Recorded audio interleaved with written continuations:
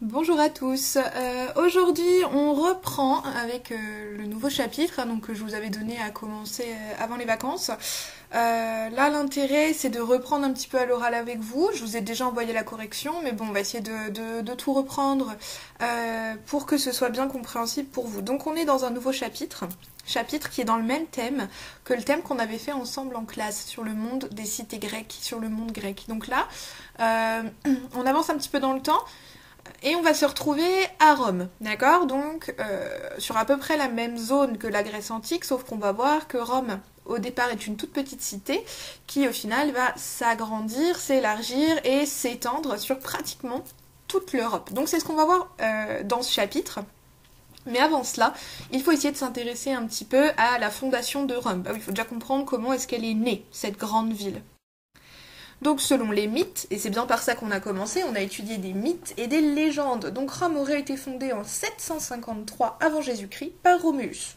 Voilà l'histoire de base, d'accord, de la fondation de Rome. 753 avant Jésus-Christ, on est donc au 8e siècle avant Jésus-Christ. Si vous vous souvenez, c'est à peu près en même temps que commencent les premiers Jeux Olympiques en Grèce. Voilà, sauf que à cette époque, le monde grec étant est très étendu, très fort et très puissant, alors que Rome n'existe pas encore et n'est qu'une toute petite cité qui sera fondée par Romulus.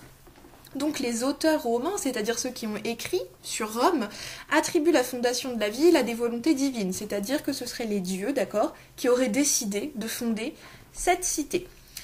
Et on va voir que c'est très important, cette idée, d'accord, que ce sont les dieux qui veulent fonder la ville, parce que ces mythes, ces histoires, on l'a vu ça avec les Grecs, permettent de justifier sa domination sur les autres cités et les pouvoirs des familles qui vont diriger la ville. Et oui, en effet, Rome va s'étendre énormément, on le voit sur la carte qui suit, Rome s'étend, s'agrandit, s'élargit et devient même un empire juste avant le 1er siècle avant Jésus-Christ.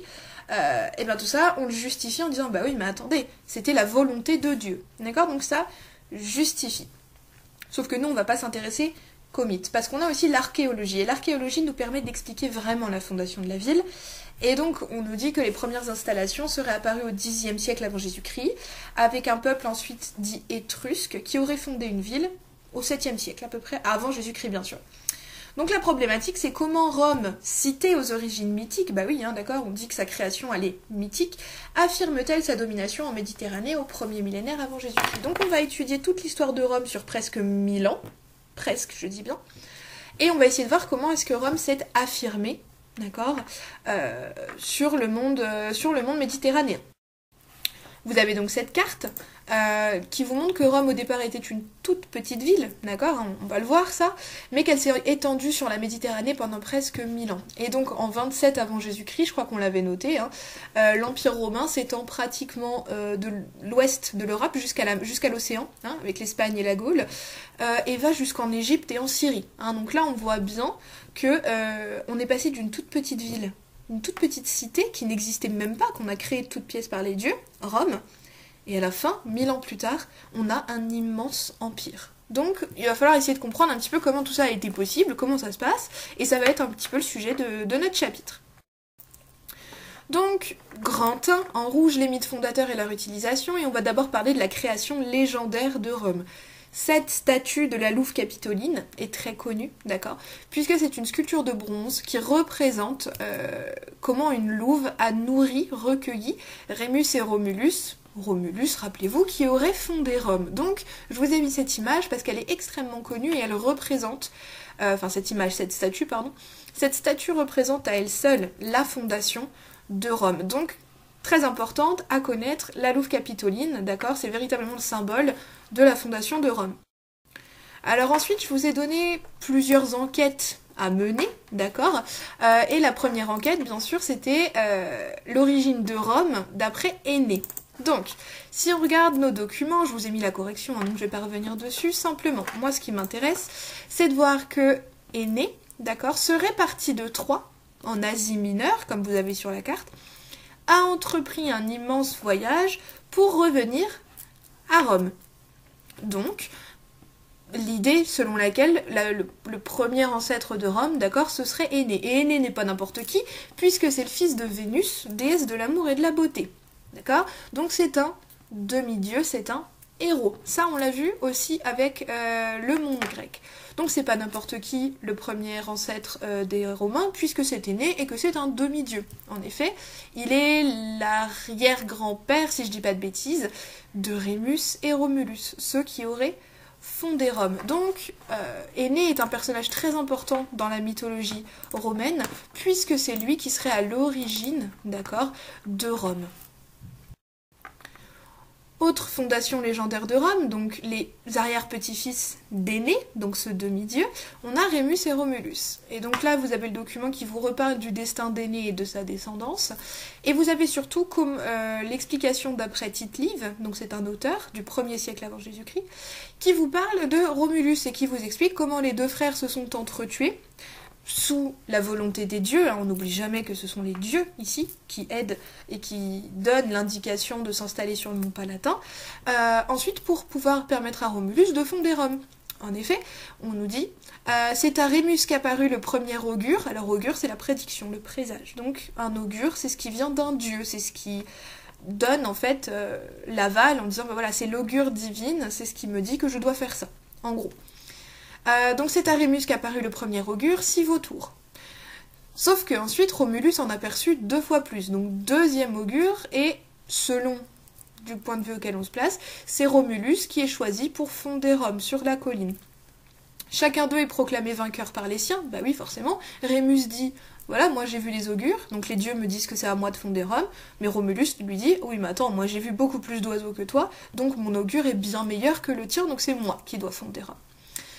Donc on discute, on s'échauffe, la querelle dégénère en bagarre sanglante, Rémus tombe, frappé à mort. Donc, Rémus tué par son frère Romulus, ce qui lui permet de fonder Rome, finalement. Et voilà l'histoire mythique, légendaire, de la fondation de Rome. Sauf que, nous sommes historiens, d'accord? Nous prenons en compte les mythes, c'est-à-dire qu'on doit les connaître, ces mythes. Très important, il faut qu'on les connaisse, parce que quand même ça a été écrit, c'est comme ça qu'on a justifié un petit peu tout ce qu'on dit. Mais attention, en tant qu'historien, on doit s'appuyer sur l'archéologie. L'archéologie, d'accord, quand on est archéologue, on fouille, on fait des fouilles, et on va essayer de déterrer, de chercher des preuves, des choses, ça peut être des vases, ça peut être des remparts, comme on va le voir ici, qui permettent de dater un petit peu et de prouver et de faire le tri entre les histoires légendaires et la réalité. Donc, heureusement qu'on a les archéologues qui nous disent « Oh, attention, les premières origines de Rome, les premières cabanes, elles datent du Xe siècle avant Jésus-Christ. Ça veut dire que quand Rémus et Romulus sont arrivés, techniquement, il y avait déjà du monde. Il y avait certes des bergers, mais il y avait quand même déjà du monde. D'accord ? Surtout, les archéologues ont prouvé qu'on avait des rois étrusques au VIe siècle avant Jésus-Christ. D'accord ? Donc c'est un peuple, les Étrusques, qui vivait sur le mont Palatin et qui vivait là où va s'installer la ville et la cité de Rome. Comment on a pu prouver ça ? On a prouvé ça parce que les archéologues ont trouvé des traces d'existence des cabanes, ont trouvé des remparts autour de Rome, ont trouvé aussi la Cloaca Maxima, souvenez-vous, on l'avait vu, d'accord ? C'était ce marais qui avait été asséché et qui était devenu... qui avait été un grand égout en fait, construit pour assécher le marais, pour pouvoir créer finalement la cité. Donc, en fait, voilà où on en est. On a plusieurs choses avec nos 3 enquêtes. On a une histoire principale mythologique et légendaire, Énée, arrière-grand-père de Rémus et Romulus, qui aurait fondé Rome après une bataille sanglante pour que Romulus finisse par devenir vainqueur de son frère sur la volonté, toujours, des dieux. Bon ok, ça c'est l'histoire mythologique, c'est ce qui va nous servir pour justifier un petit peu, d'accord, l'idée selon laquelle Rome a dû s'étendre par la volonté des dieux. Sauf que nous on sait, et il faut qu'on garde bien ça en tête, on sait qu'on a des découvertes archéologiques qui nous disent aussi d'autres choses et qui nous apportent d'autres informations. C'est pourquoi vous avez ce tableau, d'accord, qui vous remet un petit peu, qui récapitule finalement ce qu'on a trouvé. Donc, selon la légende, les premiers habitants de Rome, ça aurait d'abord été Énée, ensuite Rémus et Romulus, sauf que selon l'archéologie, il y avait surtout des bergers latins. Des bergers, pas Énée, pas Rémus, pas Romulus, des bergers. À quelle date Rome devient-elle une cité ? Selon la légende, c'est précis, c'est extrêmement précis, c'est 753 avant Jésus-Christ, Romulus fonde Rome. Selon l'archéologie, on trouve des traces de l'existence d'une cité dès le 8e siècle avant Jésus-Christ. Donc là, ça concorde.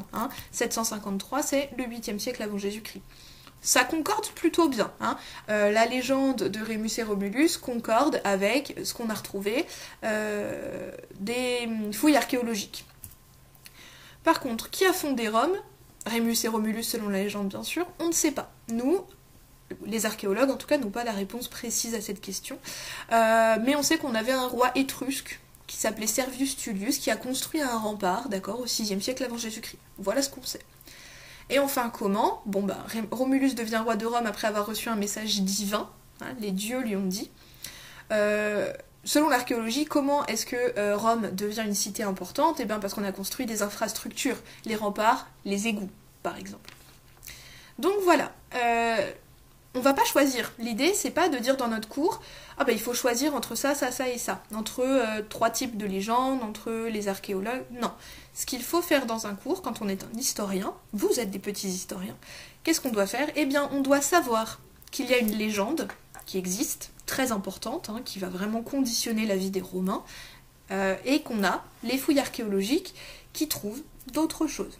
Bien sûr, on fait aujourd'hui beaucoup plus confiance aux fouilles archéologiques parce que c'est la vérité, d'accord? Je veux dire, on a trouvé des présences d'habitants sur la colline du Mont Palatin dès le Xe siècle avant Jésus-Christ.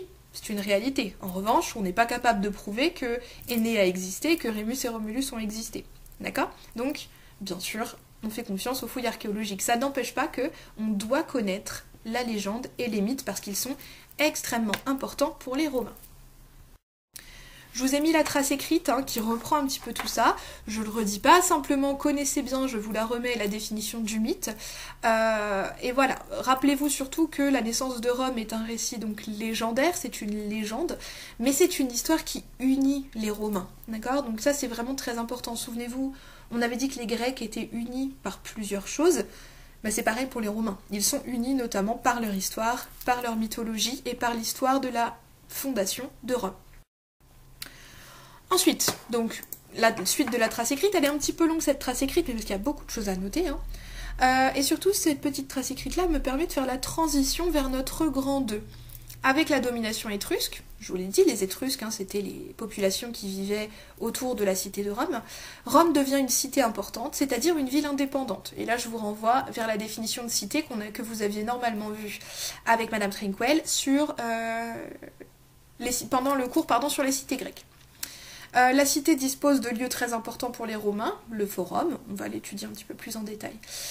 Et surtout ce qui m'intéresse, c'est de vous dire que la cité de Rome gagne en importance pendant l'Antiquité, d'accord? Et que ce qui n'était au départ qu'une cité va devenir une république, puis même un empire romain. Un empire, vraiment.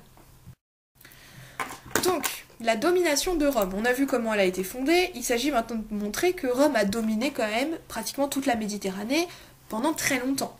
Donc je vous avais mis des questions, alors attention, les questions étaient difficiles, pourquoi? Parce qu'il faut savoir lire les chiffres romains, donc je vous les ai remis ici.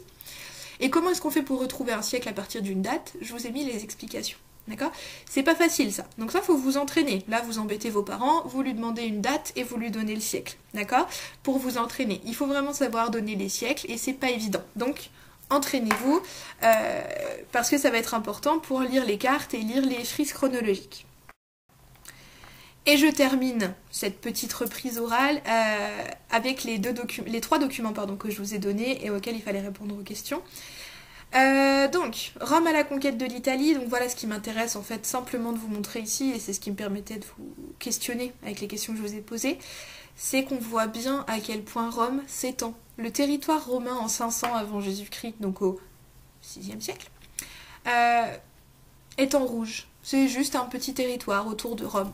Sauf qu'en 300 avant Jésus-Christ, ça s'étend sur l'Italie, en 250 avant Jésus-Christ, donc en 50 ans à peine, il prend pratiquement toute l'Italie. Et alors, vers 200 avant Jésus-Christ, on commence carrément à monter vers la Gaule, c'est-à-dire vers la France. Et là, si on prend la deuxième carte, donc Rome à la conquête du bassin méditerranéen, regardez ce qu'il y a en jaune, regardez la différence entre 400 avant Jésus-Christ et 52 avant Jésus-Christ, donc en quoi? 3 siècles, en 300 ans, un peu plus. Regardez à quel point Rome s'est étendue. Donc vous avez les conquêtes de César notamment, hein. César vous connaissez, hein. Donc là je vous invite à regarder Astérix et Obélix autant que vous voulez pendant votre confinement pour voir un petit peu César et voir à quel point il s'est étendu et il a étendu son territoire jusqu'en Gaule, donc jusqu'en France. Donc vous voyez bien, d'accord? Et c'est la réponse à la dernière question, quel constat fais-tu? Comment a évolué le territoire de Rome au premier millénaire avant Jésus-Christ? Eh ben en presque 1000 ans, un peu moins, le territoire, il a plus que doublé, d'accord? On a explosé le territoire romain, notamment à partir du début de fin de la République, hein, milieu de la République, quand on a Jules César qui arrive au pouvoir, qui conquiert la Gaule, et ensuite on a toute la conquête du bassin méditerranéen, et ça vous pouvez le voir grâce à la frise chronologique. Donc voilà ce qui m'intéressait de vous montrer, d'accord? C'est que on passe d'une cité légendaire construite par un seul homme, Romulus, une petite cité, donc c'est-à-dire qu'il faut tout construire, au 8e siècle avant Jésus-Christ, et en 8 siècles, on va dire, on a démultiplié le territoire romain et c'est devenu une des plus grandes civilisations de l'Antiquité, véritablement. Et ça, on le verra, on parlera un petit peu de la civilisation romaine et je vous donnerai, il nous reste plein de choses, nous, de la civilisation romaine. Donc voilà pour cette reprise un peu longue, je vous l'accorde, mais qui permettait de remettre un peu les pendules à l'heure, de vous refaire des explications, avant de pouvoir commencer les autres études de notre chapitre sur Rome.